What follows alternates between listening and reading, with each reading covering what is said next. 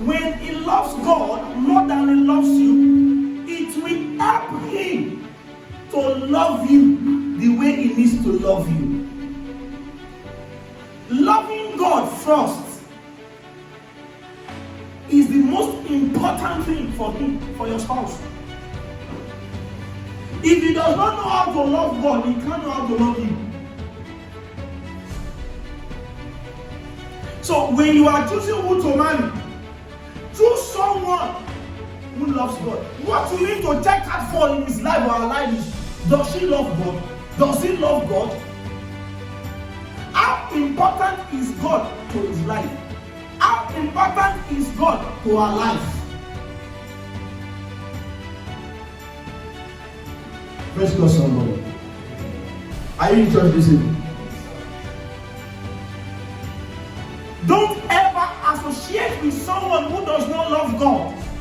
And yet, it is so easy to know who loves God and who doesn't love God. I will show us on the Bible now. You can easily know who wrong by day. You can't hide it. The Bible says, by their fruit you shall know them. It can be easily discovered. It can be easily detected who loves God and who doesn't love God. Don't forget I said, when you want to choose who to marry, choose someone who loves God more than he loves you. Know that we love God's children. You can't claim to love someone by mouth, because love is not by mouth. Hear me. Love is an action word. Are you interested in it? When you claim to love, it means you are going to do something. So this is how we get to know that you love. This is how we know that we love God's children. It is by loving God. So you can't claim to you cannot claim to love a child of God if you don't love God.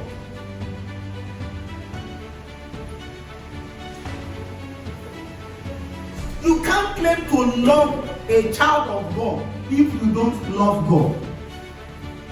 It is by loving God.